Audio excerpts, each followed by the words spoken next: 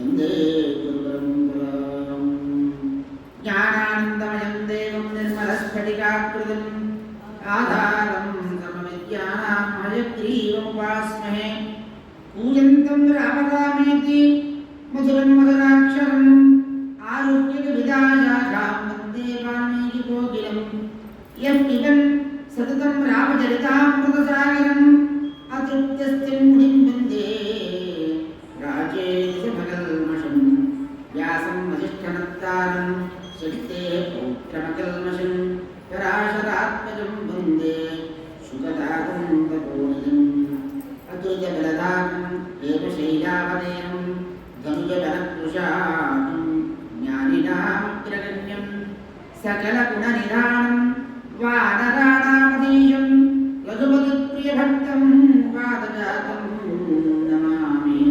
गोष्पदीकृतवाराशिं मशकीकृतराक्षसं रामायणमहामाला रत्नं वन्दे विलापम् अञ्जनानन्दनं वीरं जानकीशोकनाशिनं कपीशमक्षहन्तारं वन्दे लङ्काभयङ्करं मनोजवं मारुततुल्यवेगं जितेन्द्रियं बुद्धिमतां वरिष्ठं वातात्मनं वानरयूथमुख्यं श्रीरामदूतं शिरसा नमामि आञ्जनेयमधुपाटलाननं काञ्चनाद्रिगमनीयविग्रहं पारिजाततरुमूलवासिनं भावयामि पवमाननन्दनो यत्र यत्र रघुनाथकीर्तनो तत्र तत्र कृतमस्तकाञ्जलिं बाष्पवारि परिपूर्णलोचनं मारुतिं नमतराक्षसान्तकं रामाय रामभद्राय रामचन्द्राय वेधसे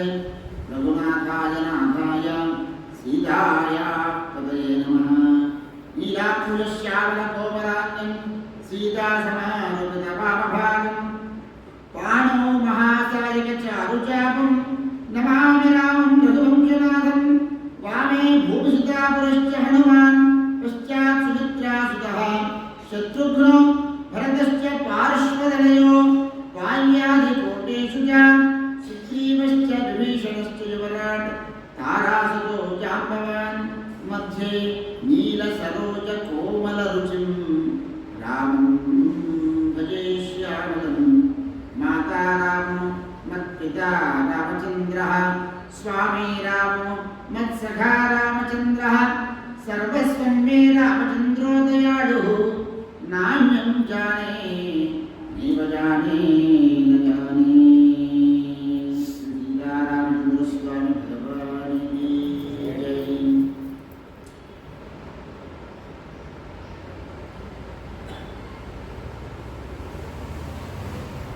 चरितं रघुनाथस्य शतकोटिप्रविस्तरम् एकैकमक्षरं पुंसां महापातकनाशनम्। श्रीरामचन्द्रस्वामी शरणारविन्दाभ्यो नमः। श्रीरामचन्द्रारविन्दाभ्यो श्रीगुरुभ्यो नमः।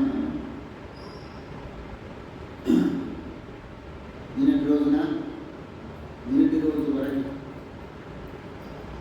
మనం మొదటి రోజున శ్రీరాముని యొక్క మహత్యం, అధ్యాత్మనారాయణ మహత్యం, తర్వాత శ్రీరామ హృదయం, తర్వాత బాలకాండ,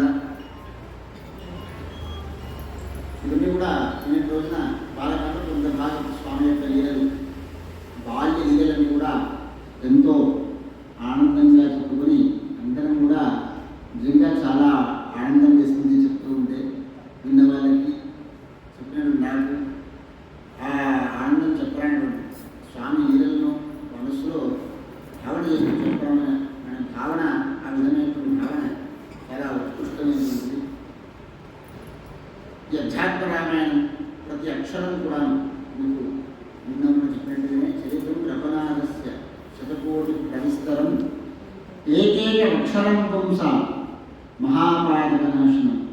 మనం ప్రధానంగా ఎందుకు రామాయణాన్ని చదువుకోవాలని ఏదో కోరికలు కామించుకుంటాం. మనకున్నటువంటి కర్మదోషాలు, జన్మాంతమైనటువంటి కర్మదోషాలు తెలియకపోతే మనం పవిత్రులమవుతాం. ఎప్పుడైతే పవిత్రత ఉంటుందో అప్పుడు సాక్షాత్ సాక్షాత్ ఆ రామచంద్రమూర్తి మన హృదయంలో ప్రవేశించి మనం అనుగ్రహించి మనకి ఆత్మజ్ఞానాన్ని ముక్తిని ప్రసాదిస్తారు. కనుకనే దాని యొక్క అంతర్భాగంలోనే మన యొక్క అధ్యాత్మ రామాయణం ఈ కార్తీక మాస మహాపర్వదినాన్ని పురస్కరించుకుని కార్తీక మాసంలో ఏ చిన్న పుణ్యకార్యం చేసినప్పటికీ కూడాను దానికి సహస్రాధికమైనటువంటి పుణ్యఫలం మనకు లభిస్తుంది అని మనకి శాస్త్రము, పెద్దలు, పురాణాలు, ఇతిహాసాన్ని కూడా చెబుతూ ఉన్నాయి. ఈరోజు 4వ సర్గ బాలకాండ 4వ సర్గ ఆరంభమవుతుంది. విశ్వామిత్రుడు రావడం రామలక్ష్మణులను కోరడం అనే యజ్ఞ సంరక్షణది ఈ ఘట్టాన్ని అహల్యాశాప విమోచనం వరకు ఈరోజు మనం చెప్పుకునేటువంటి ప్రయత్నం ఎంతవరకు మనం చేద్దాం. శ్రీ మహాదేవ ఉవాచ కదాచిత్ కౌశికోభ్యాగాదయోధ్యాం కిరణప్రభః ద్రష్టుం రామం పరాత్మానం జాతం జ్ఞాత్వా స్వమాయయా దృష్ట్వా దశరథో రాజా ప్రత్యుత్థాయ సురేణతు వసిష్ఠేన సమాగమ్య పూజయిత్వా యథావిధి అభివాద్య గుణం రాజా ప్రాంజలిర్భక్తినమ్రధైః కృతార్థోస్మి మునీంద్రాహం త్వదాగమనం కారణాత్. ఆ పార్వతీదేవికి పరమేశ్వరుడు చెబుతూ ఉన్నాడు, ఓ పార్వతి, ఆ పరమాత్ముడు తన యొక్క మాయ చేత రాముని రూపంగా అవతరించాడని తెలుసుకుని అగ్నివలే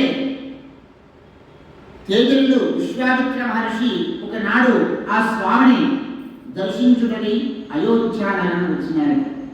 విశ్వామిత్రుడు ఆయన చూడగానే మహారాజు దశరథుడు తన ఆసనం నుండి తన కూర్చున్నటువంటి ఆసనం నుండి లేచి దిగి వచ్చి వశిష్ఠునితో సహా ఆయన ఎదురుగా వెళ్ళి స్వాగతం పలికి విధి విధానముగా పూజాది కార్యక్రమాలు అర్ఘ్యపాద్యాలతో సత్కరించి అర్ఘ్యపాద్యాలతో పూజించి నమస్కరించి దశరథ మహారాజు భక్తి ప్రవృత్తులతో అంజలి ఘటించి మునీంద్రుడితో ఈ విధంగా పలుకుతున్నమాట, ఓ మునీంద్ర, మీ శుభప్రదమైన రాకలో నేను ఎంతో కృతకృత్యుడనైనాను.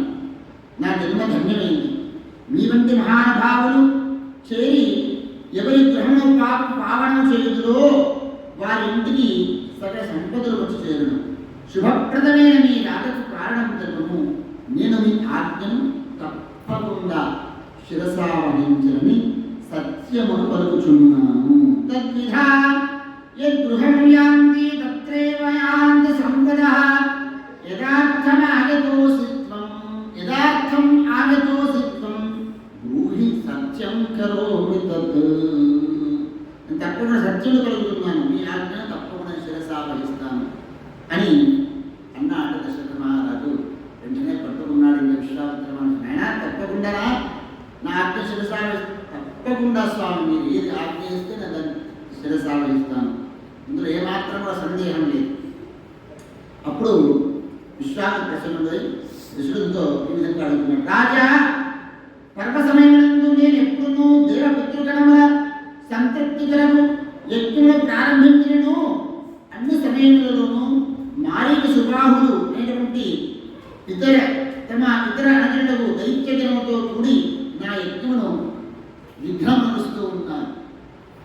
అందువలన వారిని వధించుటకు నీవు నీ పెద్ద కుమారుడు రాముని తన యొక్క సోదరుడు లక్ష్మణుతో సహా నాతో పంపుము. దీనివలన నీకు కూడా పరమశుభం కలుగుతుంది. ఈ విషయము వశిష్ఠునితో సంప్రదించి నీకు సముచితం అనిపించినచో ఈ ఇరువురు కుమారులను నాకు అప్పగించుము. అప్పుడు విశ్వామిత్రుని మాట వింట రాజు ఒక్కసారి పడిపోయినాడు. ఒక్కసారి అంటే మనస్సులో ఒకసారి గుండె పుడిచినట్టు అయిపోయింది. చింతించి చాలా జాగ్రత్తలు లోనై ఒక్కసారి ఏం చేయాలో అర్థం చేయక ఏకాంతమంది గురువు వశిష్ఠుడిని పక్కకు తీసుకుని వెళ్ళి, గురువర్య ఒక్కసారి ఆ పక్కకు ఇతడు సంప్రదించాలని చెప్పి తీసుకెళ్ళి ఆ గురువుని అడుగుతున్నాడు, గురువర్య 1000 సంవత్సరం గడిచిన తర్వాత వేల సంవత్సరం గడిచిన తర్వాత మిగుల కష్టంతో నాకు దైవ సమానులు ఈ నలుగురు కుమారులు జన్మించినారు. వీరిలో నాకు రాముడు చాలా ప్రియమైనటువంటి వాడు. ఇప్పుడు నేను ఏం చేయను? రాముని వెంట పంపుటకు నా మనస్సు ఒప్పడలేదు. విశ్వామిత్రునితో రాముని పంపించడానికి నా మనస్సు ఒప్పడలేదు. రాముడి చుట్టూ వెళ్ళిపోయేచో నేను నిజంగా జీవించాను. నేను ముని మాటను అంగీకరించో ఆయన భావానికి ఆయన మాట వ్యతిరేకంగా నేను నా అభిప్రాయం తెలిపినచో నన్ను అన్న తక్షణం శపించు. దాంట్లో సందేహం లేదు. తను శపించినా శపించకపోయినా నాకు అసత్య దోషం అంటున్నాను కదా. ఈ విధంగా నాకు మెరుగైనట్టుగా ఏదో ఒక ఉపాయమును చెప్పమని తన గురువు అయినటువంటి వశిష్ఠుడిని కోరినాడట ఆ రామచంద్రుడు. అప్పుడు వశిష్ఠుడు చెప్తున్న గురువు, దశరథ వినుము.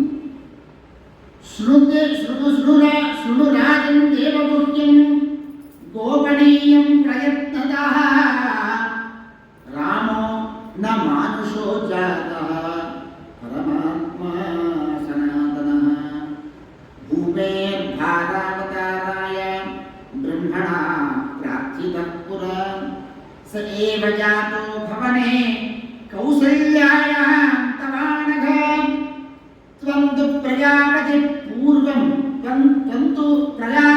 పూర్వం కశ్యపో బ్రహ్మణః సుతః కౌసల్యా చ అదితిః దేవమాత పూర్వం యశస్వినీ భవంతో ఉపగ్రం వై తే పాఠే బహువత్సరం. నీకు ఒక రహస్యాన్ని చెప్తాను విను. దశరథ మహారాజా, నీవు దేవతలచే కూడా గుప్తముగా ఉండేటటువంటి ఈ దేవరహస్యము చెప్తాను విను. ఎట్టి పరిస్థితుల్లో కూడాను ఈ దేవరహస్యాన్ని ఎవరు కూడా చెప్పకూడదు సుమా. నీ కుమారుడైనటువంటి రాముడు మానవుడు కాదు, సాక్షాత్ పరమపురుడైనటువంటి ఆ శ్రీహరియే ఈ మానవ రూపాన్ని అవతరించినాడు. పుణ్యశ్లో కూడా పూర్వమున బ్రహ్మదేవుడు భూభారం తొలగించుటకు భగవంతుని ప్రార్థించినాడు. దాన్ని పూర్తి చేయటకు ఈ పరమాత్ముడు నీ ఇంట కౌసల్యా గర్భమును జన్మించినాడు. దానికి కూడా ఒక కారణం ఉన్నది సుమా. నీ భూభారం తగ్గించుటకు నీ యొక్క గర్భమునే కౌసల్యా గర్భం జన్మించడానికి కారణం ఏమిటి? ఎక్కడైనా ఎవరైనా గర్భమును జన్మించవచ్చు కదా. దానికి కూడా ఒక కారణం ఉంది నాయన. నీవు కూడా సామాన్యుడవు కాదు. పూర్వజన్మన నీవు బ్రహ్మపుత్రుడైన కశ్యప ప్రజాపతివి. నీ భార్య కౌసల్యాదేవి దేవమాతకు అదితి.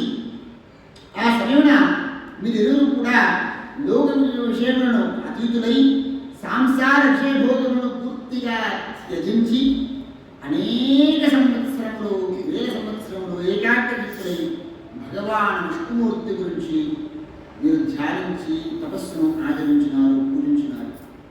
ధ్యానమైన తత్పరులై మిగుల కఠోరమైన తపస్సును ఆచరించినారు. అప్పుడు కాలాంతరమున భక్తవత్సలుడు వరదుడు భగవంతుడు విష్ణువు మీ యందు ప్రసన్నుడై మీ ముందు ప్రత్యక్షమై ఉన్నాడు. అప్పుడు అతను మన వరమ కోరుకుని పిలకగా మీరు భగవంతుడితో, హే పరమేశ్వర, నారాయణ, సదాశివ, మీరు మాకు పుత్రులుగా జన్మించవలేదు అని కోరుకున్నారు. అప్పుడు ఆ స్వామి అలాగే యథాస్తు, అలాగే అవునుగాక అని పలికినాడు. కనుక ఆ విష్ణు భగవానుడే ఇప్పుడు మీ పుత్రుడిగా జన్మించాడు. అంటే దీనికి అర్థం అధ్యాత్మరామాయణంలో కౌసల్యా దశరథుడి కుమారుడు జన్మించినారు. మరి మనకు కూడా భగవంతుడు పుత్రుడుగా జన్మించాలని ఏం చేయాలి? మనం కూడా తపస్సును ఆచరిస్తే, మనం కూడా భగవంతుని సేవిస్తే, స్వామి నీయే పుత్రుడిగా జన్మించాలి అని మనం ప్రార్థన చేస్తే ఆయన మనకు కూడా ఎందుకు జన్మించడు? తన అంశంతో ఎందుకు జన్మించడు? కనుక మన దీని అర్థమేంటి? ఎవరు భగవంతుడు తపస్సు చేసినా ఏ కోరికతో, ధర్మబద్ధమైన కోరికతో తపస్సు చేసినట్టయితే తప్పకుండా అనుగ్రహిస్తాడు అని దీని అర్థం. మీ కుమారుడు రాముడు సాక్షాత్ విష్ణుమూర్తియే. ఆ లక్ష్మణుడు ఎవరో కాదు, విష్ణుమూర్తికి శయ్యగా ఉన్నటువంటి ఆదిశేషుడు లక్ష్మణుడిగా అవతరించినాడు. ఆ ప్రభువును అనుసరించేటువంటి శంఖ చక్రములు ఎప్పుడు కూడా విష్ణుమూర్తిని అనుసరిస్తాయి. శంఖ చక్రాలు లేకుండా విష్ణుమూర్తి ఉంటాడా? ఉంటాడు కదా. కనుక ఆ పరమాత్మకు గదాధరుడుని శంఖ చక్రుడు భరత శత్రుఘ్నుడు రూపమున అవతరించినాడు. సాక్షాత్ అమ్మవారు సీతాదేవి ఎవరో కాదు, యోగమాయ గణపతి ప్రియమైనటువంటి కుమార్తె సీతాదేవి యోగమాయగా, స్వామి యొక్క యోగమాయగా అమ్మవారు జన్మించిన ప్రకటమైనది. ఇప్పుడు విశ్వామిత్రుడు రావణంతో సీతను కలుపుటకే ఇటువంటి ఆలోచన చేసినారు. రాజా, ఈ రహస్యం అత్యంత గోపనీయం, దీనిని ఎవరికీ చెప్పకూడదు. కనుక నీవు ఇప్పుడు ప్రసన్న చిత్తుడవై విశ్వామిత్రుడు సత్కరించి లక్ష్మీపతి రఘునాథుడిని లక్ష్మణులతో కూడా ఈ మునీంద్రుడి వెంట పంపును అని వశిష్ఠుడు తెలుపగా, ఆ వశిష్ఠుని వర్ణమైనటువంటి ఆ దశరథుడు రామావతార రహస్యం తెలుసుకున్న మహారాజు దశరథుడు తన ఆంతర్యమున అణర్విజమైన ఆనందాన్ని పొందినాడు. తన కృతకృత్యుడైనాని తలంచినాడు. ప్రసన్నచిత్తుడై మిగుల ఆదరణతో ఓ రామ లక్ష్మణ అని వారిని పిలిచి ఆ ఇరువురు సోదరుల వచ్చుడితోడనే వారి హృదయమును కట్టుకున్నాడు. శిరమైన మూర్ఖుని సాధారణంగా వారిని విశ్వామిత్రుడు అప్పగించినాడు. అప్పగించే సమయంలో చెప్తున్నాడు, రామచంద్ర, విశ్వామిత్రుడితో నేను పంపిస్తున్నాను యాగరక్షణకి. ఆ గురువు గారు ఏమి చెబుతారో అది తూచా తప్పకుండా ఆచరించింది. ఒక్క మాట చెప్పిన ఆ మహారాజు గారు అలాగే నాన్నగారు నమస్కరించినారు. రామలక్ష్మణుడు అప్పుడు మిగుల ప్రతాపవంతుడు భగవానుడు విశ్వామిత్రుడు వారి మిగుల ప్రసన్నుడై ఆశీర్వచనము మొసగి అభినందించినాడు. పిమ్మట ధనుర్బాణములను అమృపదుని ఖడ్గమును ధరించి తన వద్దకు వచ్చి రామలక్ష్మణుడు వెంట తీసుకుని అక్కడి నుండి విశ్వామిత్రుడు వెళ్ళిపోయినాడు. కొంత దూరం వెళ్ళిన తర్వాత భక్తితో రాముని సంబోధించి దేవుడు బల అతి బల అనేటువంటి విద్యలను అతనికి ప్రసాదించినాడు. గొప్ప అయినటువంటి విద్యలు బల అతి బల. ఆ విద్యను అనుష్ఠించిన వాడికి ఆకలి దుఃఖాలు ఉన్నాయి. అహోరాత్రులు ఎంతకాలమైనా అహోరాత్రులు యుద్ధం చేయగలుగుతారన్నమాట. ఈ శక్తి క్షీణించదు. వాటిని గ్రహించిన వారికి ఆకలి దప్పులు దుర్బలుగా బాధలు ఉండవు. అనంతరం వారు గంగానది దాటి తాటరావణమునందు ప్రవేశించినారు. అప్పుడు విశ్వామిత్రుడు సత్యపరాక్రముడు రామునితో ఇలా పలుకుతున్నాడు, రామచంద్ర, ఇతడు తన ఇచ్ఛానుసారముగా రూపం ధరించు కామరూపిణియకు తాటక అని పేరు గల ఒక రాక్షస స్త్రీ నివసిస్తూ ఉన్నది. ఆ రాక్షసిని ఈ లోకమంతయు మిగుల బాధిస్తూ ఉంది రాక్షసు. కనుక ఇవేమీను సంకోచింపక, స్త్రీ కదా, ఆ స్త్రీని హత్య చేయొచ్చునా లేదా, అంటే స్త్రీని చెప్పవచ్చునా లేదా, హతమార్చవచ్చునా లేదా అని సంకోచింపక్కర్లేదు. ఏమాత్రం సంకోచింపగా నీవు ఆ తాటకిని హతమార్చు అని తెలుపగా రఘురాముడు సరే మంచిదని తన ధనస్సును ఎత్తిపెట్టి నారి బిగించి టంకారం నరించును. ఆ వెంటనే ఆ వనమంతయు ధనుష్కటంకారంతో శబ్దంతో నిండిపోయింది. ఆ శబ్దం వినబడితోడనే నల్లటి మప్పు వంటి భయంకర రూపము గల తాటక దాన్ని సహించలేకపోయినది. మృదుల కోపముతో పిచ్చిదయ్యను. అప్పుడు అది కారు మేఘం వలె గర్జించుతూ రాముడి వైపుకు పరిగెత్తను. భగవానుడు రాముడు వెంటనే దాని వక్షస్థలమున ఒకే ఒక్క బాణంతో ఛేదించినాడు. దానితో ఆ ఘోర రక్కసి నెత్తులు గర్పుచూ ఆ వనమందు పడిపోయింది. తదుపరి శాపవశమున పిశాచ రూపును పొందిన ఆ తాటక శ్రీరాముడి కృపచేత శాపం నుండి విముక్తిని పొందినది. అప్పుడు ఆమె సర్వాలంకార భూషితి అయి పరమ సౌందర్యములకు యక్షిణిగా రూపుదాల్చి, యక్షిణియే శాపవశమున తాటక రాక్షసిగా జన్మించింది అని చెబుతున్నారు. అంతటా ఆమె రామచంద్రునికి ప్రదక్షిణ నమస్కారం చేసి ఆ స్వామి ఆజ్ఞతో దివ్యలోకానికి పోయింది. అప్పుడు మునివరుడు విశ్వామిత్రుడు మిగుల ఆనందముతో తాడను వహించిన శ్రీరామచంద్రుని విద్యలుగా నిర్మించుకుని అది శ్రీరామును మూర్తిని శ్రీరామలక్ష్మణులకు తాను గురువు కౌగిలిని తన సౌభాగ్యం ఎంచుక తలంచుతూ విడిపించిపోయినారు. అటు పిమ్మట ఆ విశ్వామిత్రుడు మునీంద్రుడు అతి రహస్యములైన మంత్రములతో సహా సకల అస్త్రములను, బ్రహ్మాస్త్రాలన్నీ అస్త్రములను కూడా మిగుల ప్రేమతో వారిని అస్త్ర సౌందర్య రాశి అంటే ఆ రామచంద్రమూర్తికి ఎటువంటి వాడే సౌందర్య రాశి వింటున్నారు. సర్వాస్త్రజాలం సరహస్యమంత్రం ప్రీత్యాభిరామాయ దదో పునీత్ర. సౌందర్య రాశి శ్రీరామచంద్రుడికి అప్పగించినాడు, ఉపదేశించినాడు. అస్త్రశస్త్రాలను కూడాను ఉపదేశించినాడు. ఆ తర్వాత ఆ స్వామి విశ్వామిత్ర సహితంగా రామలక్ష్మణ అత్యంత సుందరమైన వనమందు గల గ్రామాశ్రమకు వెళ్ళినారు. అది ముడిగడముల చేయడానికి వెళ్ళినారు. ఆ రాత్రి వారు అచట బస చేసి విశ్రాంతి తీసుకొని తెల్లవారి ముందుగా వెంటనే నెమ్మదిగా అక్కడ బయలుదేరినారు. తదనంతరం వారు సిద్ధచారణ గణములతో శ్రీవిష్ణుడు సిద్ధాశ్రమం చేరుకున్నారు. అక్కడ నుండి మునిజనములు విశ్వామిత్రుని కనుసౌఖ్యతో వెంటనే రామలక్ష్మణులను చక్కని శ్రద్ధతో పూజించినారు. అనంతరం రామచంద్రుడు విశ్వామిత్రుని ఉద్దేశించి, గురువర్య మునీంద్ర, మీరు యజ్ఞ దీక్షను స్వీకరించండి. మహానుభావ, ఆ రాజశాలను ఎక్కడున్నారో మీరు మాకు తెలుపండి. అప్పుడు మునీంద్రుడు అంటే వారిని కలిగి ఇతర మునులతో కూడి విశ్వామిత్రుడి యజ్ఞాన్ని ఆరంభించినాడు. మధ్యాహ్న సమయం మారీచుడు సుబాహులను పేరు గల ఇరువురు కామరూప రాక్షసులు కానిచ్చినారు. వారి రక్తమును ఎముకలను వర్షింపజేయచూ ఉన్నారట. ఆ యజ్ఞముల ముందు బుద్ధిమంతుడు రాముడు కూడా 2 బాణములను ధనువు మీద ఎక్కుపెట్టినాడు. వాటిని ఆకర్ణాంతము లాగి ఒకేసారి ఆ ఇరువురు రాక్షసుల మీదుగా వేరువేరుగా తగిలినట్టుగా వదిలినాడు. ఒకేసారి 2 బాణాలు వదిలినాడు. వాటిలో ఒక బాణం మారీచుని ఆకాశం ముందు గిరగిరా తిప్పుచూ 100 యోజనముల దూరంలో ఉన్నటువంటి సముద్ర తీరం ముందు పడవేసినాడు. అది చంపల పడవేసినాడు. ఇంకా వాటి మారీచుతో ప్రాణకరం ఉంటుంది కదా, కనుక మారీచుని 100 యోజన బయట సముద్ర తీరాన్ని పడవేసినాడు. ఇది ఒక గొప్ప ఆశ్చర్యకరంగా జరిగిపోయేది. తర్వాత రెండవది అగ్నిమయ బాణం క్షణంలో సుబాహుని భస్మం చేసి సుబాహుని మాత్రం చంపేసినారు. వారిని అనుసరించి ఇతర రాక్షసులందరూ కూడా వెంటనే లక్ష్మణుడు చంపివేసినాడ. వాళ్ళు వెంటటువంటి పరివారాన్ని అంటారు వాళ్ళు. అప్పుడు దేవతలు లక్ష్మణ సమేతులకు రామచంద్రుడి మీద పుష్పవృష్టి కురిపించినారు. దేవతందుకులు మొదలు కాగా వారి యజ్ఞంలోకినని సిద్ధచారణ గణములుగా స్థుతిస్తూ ఉన్నారు. విశ్వామిత్రుడు పూజార్హుడైన రఘునాథుని చక్కగా పూజించినాడు. అంతటా తన ఒడిలోడికి తీసుకుని భక్తి భావం ఉప్పొంగగా ప్రేమాశ్రుడి నేత్రములు అభిషేకించుండగా అత్యంత వాత్సల్యముతో ఆ స్వామిని ఆ విశ్వామిత్రుడు ఆలింగనం చేసుకున్నాడు. తదుపరి సోదరుడు లక్ష్మణ సహితుడైన రామునకు భక్తుమునకు వచ్చిన మధుర ఫలములు మొదలగు వాడిని ప్రేమగా తినిపించి ప్రశస్తమైన పురాణ గాథలను మధురముగా వినిపించుచు 3 రోజులు అక్కడ ఉన్నారు.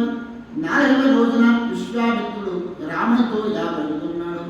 రామా, ఓ రామా అని మిక్కిలి వాత్సల్యముతో సంబోధించి, మహాత్ములకు జనకుని వద్దకు ఒక గొప్ప యజ్ఞం జరుగుతున్నది, దాని సూచులకు జనకపురం మనం వెళ్ళాలి అని అక్కడ నుండి మహాదేవుడి యొక్క దాచి ఉంచిన మహాదేవుడి యొక్క ధనస్సు ఏదో పెద్ద ధనస్సు కలదు ఆ జనకుల దగ్గర అని చెప్పి, ఆ దృఢమైన ధనస్సు నీవు చూడవచ్చును, జనక మహారాజు చక్కగా ఆదరించును అని విశ్వామిత్రుడు పలికి మునులను రామలక్ష్మణులను వెంట తీసుకుని గంగా తీరున్న మునిశ్రేష్ఠుడు గౌతమపురమునకు గౌతమ పరమ పావనమైన ఆశ్రమంతో గౌతమాశ్రమం చేరుకున్నాడు. అది దివ్యమై పవిత్రమైన పుష్ప ఫల వృక్షముతో నిండి ఉన్నదట. అక్కడనే అహల్య తపస్సును ఆచరిస్తూ ఉన్నది. ఏ విధంగా ఒక రాత్రి రోజుల్లో ఉన్నటువంటి ఆ అమ్మవారు అంటే ఆ అదృశ్య రూపంలో ఉన్నటువంటి అహల్యాదేవి అదృశ్య రూపంలో తపస్సును ఆచరిస్తున్నది. ఎటువంటి తపస్సు? తను పవిత్రురాలవడంపై రామచంద్రుని గురించి తపస్సును ఆచరిస్తాము. కమనీయ మనోహరుడు శ్రీరామచంద్రునికి ఆ ఆశ్రమంలో మృగములు, పక్షులు, నానావిధములకు ఇతర జీవులు కనిపించలేదు. వాడి చేత శూన్యమైన ఆశ్రమం చూచి శ్రీరాముడు మునియులకు పోషకుని అడుగుతా ఉన్నారు. మహర్షి, ఈ ఆశ్రమం పత్ర పుష్ప ఫలాదులతో సంపన్నమై ఉన్నది, మిగుల సుందరమై రమణీయమై పవిత్రముగా కనిపిస్తూ ఉన్నది. కానీ జీవులందులో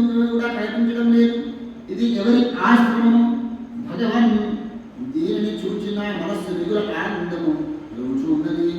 మీరు దీని వృత్తాంతానంతయు తెలుపవలసిందిగా కోరగా విశ్వామిత్రుడు చెప్తా ఉన్నాడు. శృణురా పురావృత్తం గౌతమో లోక విశ్రుతః సర్వధర్మభృతాం శ్రేష్ఠ తపసారాధయం హరిం. తస్మై బ్రహ్మా దదో కన్యాం అహల్యాం లోకసుందరీ బ్రహ్మచర్యేణ సంతుష్టః శుశ్రూషణపరాయణం తయా సార్థమిహ పాత్సి గౌతమస్తవకాన్వరః శక్రస్తుతాం దర్శయతునంతరం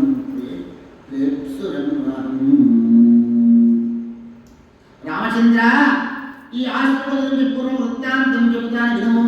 మొదట ఈ ఆశ్రమంలో విశ్వవిఖ్యాతి పొందినటువంటి ధార్మిక శ్రేష్ఠుడు ఏంటి మునివర్యుడు గౌతముడు తపస్సును ఆచరించుచు శ్రీహరిని ఆరాధించుతూ ఉన్నాడు.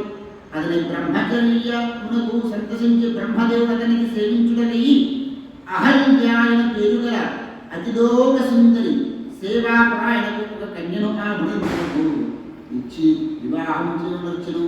నాటి నుండి మునిశ్రేష్ఠులకు గౌతముడు అహల్యతో కూడి ఈ ఆశ్రమంలో నివసింపసాగను. దేవరాజు ఇంద్రుడు ఆమె రూప లావణ్యములకు ముగ్ధుడై ఆమెను చెరుపుట కొరకై ప్రతినిత్యం ఎదురు చూస్తూ ఉన్నాడు. ఒకనాడు ముని గౌతముడు బయటకు వెళ్ళినప్పుడు అదే అదునుగా తలచి గౌతముని వేషము ధరించి దేవేంద్రుడు ఆశ్రమణ ప్రవేశించినాడు. అతడు అహల్యను వంచించి వేగముగా అతని నుండి వెళ్ళిపోతున్నాడు. ఇంతలో గౌతముని కూడా అతను తిరిగి వచ్చును. తన రూపం ధరించి అతను వెళ్ళిపోతున్న వాడిని గౌతముని చూచను. అతనిలో క్రోధము ముసులుముట్టినది. వెంటనే మిగుల క్రోధముతో, ఓరి దురాత్మ, నీచుడా, నా రూపం ధరించిన నీవెవరు? నిజము చెప్పుము, లేకపోతే నిప్పుడే నిస్సందేహంగా భస్మం చేస్తును అని అంతగా ఇంద్రుడు మునీంద్ర దేవేంద్రుడును కామోషుడునైనను నేను చేయడానికి పని చేయడమే ఉపక్రమించుకుని నన్ను రక్షింపును. నా బుద్ధి కామపర వశము చేయడానికి నిజమైన పనిని ఒడిగట్టుకుని అని నిజం ఒప్పుకులను. ఆ మాటలకు గౌతముడు క్రోధావేశమైన కన్నులు ఎదురచేసి దేవేంద్రుడు ఉద్దేశించి, దురాత్మ, యోడిలంపట ఈ దేహమున వేయి భోగ ఫలములు ఏర్పడుగాక అని శపించినాట. తదుపరి వడివడిగా తాను ఆశ్రమం ప్రవేశించను. భయముతో వలిగిపోవచ్చు చేతులు జోడించి నిలిచిన అవించను చూచి, ఓసి దుష్టురాల, దుశ్చరిత్రురాల, నీవు నా ఆశ్రమను శిలగా పడి ఉండుము అని శపించను. ఇంక మీద పలకను, ఇక మీద నీవు నిరాహారివై ఎండకు వానకు గాలికి ఊర్చుకొనుచు ఏకాగ్ర నిత్తమున హృదయస్థుడైన శ్రీరాముని ధ్యానించుము. రాత్రి పనులు ఘోరమైన తపము ఆచరించుము. ఈ నా ఆశ్రమము ఇప్పటి నుండి జంతుజాన రహితమైపోవునుగాక. ఇటు అనేక వేల సంవత్సరములు గతించిన పిమ్మట దాశరథుడు శ్రీరాముడు అనుజుడితో కూడి జరిగేతించును. అప్పుడు అతడు నీవు ఆశ్రమించిన శిలను తన పాదముతో స్పృశించును. అప్పుడే నీవు పాప విముక్తురాలు కాగలవు, పవిత్రురాలు కాగలవు అని తెలపగా అతడ నీవు శ్రీరామచంద్రుని భక్తితో ప్రదక్షిణ నమస్కారాలు చేసితో పూజించి స్తుతించి శాప నుండి ముక్తి పొందగలవు. తదుపరి మునిపటి వల్లనే నీవు మనోరథమును అనుసరించి సుఖముగా నన్ను సేవింపగలవు అంటే వెళ్తున్నానంట ఆ గౌతముడు. అటు పలికి గౌతమాషి పర్వత శ్రేష్ఠం హిమాలయం దిగిపోయి రఘుకుల శ్రేష్ఠ ఆనాటి నుండి నేటి వరకు అహల్య వాయుభక్షణ చేస్తూ వాయుని ఆహారంగా కోరుచు కఠోరమైన తపస్సును వేల సంవత్సరాలుగా ఆచరిస్తూ ఉన్నది. మీ చరణ ధూళిని స్పృశించు కోరికతో నేటి వరకు ఏ ప్రాణుల కంటే కనబడకుండా తన పాపనముకు ఆశ్రమం నివసిస్తూ ఉన్నది. ఓ రామా, ఇప్పుడు నీవు బ్రహ్మపుత్రుడైవు గౌతమ పత్నివు అహల్యను ఉద్ధరింపుము అని తెలపగా అని మునివరుడు విశ్వామిత్రుడు తెలపగా రాఘవుని యొక్క చేయి పట్టుకుని కఠోరమైన తపస్సునందు లగ్నమైనటువంటి అహల్యను అతనికి చూపెను. అప్పుడు శ్రీరామచంద్రుడు తన చరణములతో ఆ శివుని స్పృశించి పిదప తపస్సులకు అహల్యను స్పష్టముగా చూసెను. ఒకసారి తన శరణములను రాతి మీద పెట్టగానే అహల్యగా మారిపోయింది. ఆ స్పష్టం అహల్యాదేవి చూసిందిట.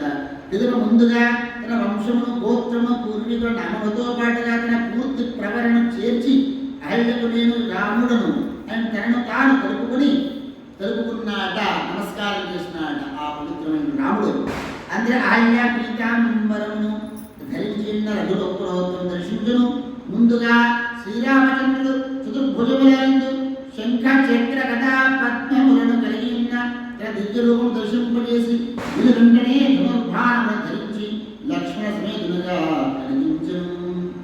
ముఖమున చిరునవ్వు చిందుచుండు చేయగా కమలమౌనముల నుండి కన్నులు కలిగి వక్షస్థలమును శ్రీవత్స చిహ్నం శోభిల్లుచుండగా ఇంద్ర నీల మణుల వంటి వినీల కాంతులు ధగధగలాడుచు దశ దిశలయందు వెదజల్లుచుండెను. అంతులేని ఆనందము పొంగిపోవుచుండగా విప్పారణ నేత్రములతో అయ్యాదేవి శ్రీరామచంద్రుని దర్శించినది. అప్పుడు ఆమెకు గౌతముని వచనములు స్మరణకు వచ్చినవి. రమానాథుడు పరమాత్ముడు సాక్షాత్తు నారాయణుడే శ్రీరాముని గుర్తించినది. పునీతైన పవిత్రురాలైనటువంటి అహల్యాదేవి విధి విధానముగా అర్ఘ్యపాద్యాది సకలోపచారములతో ఆ ప్రభువును పూజించినది. ఆనంద బాష్పములు పొంగిపొర్లుచుండగా ఆమె ఆ పరమాత్మకు దండ ప్రణామాచరించి తదుపరి లేచి నిలుచుండి రాజ్యవిరోధుడైన ఆ రామచంద్రుని మూర్తిని మరణ దర్శించుచు అప్పుడు ఆమె అందములు అని ఎన్నో పులకించిపోతుండగా గద్గద స్వరముతో ఇలా స్థుతించుతూ ఉన్నది. జగన్నివాస అహల్యోవాచ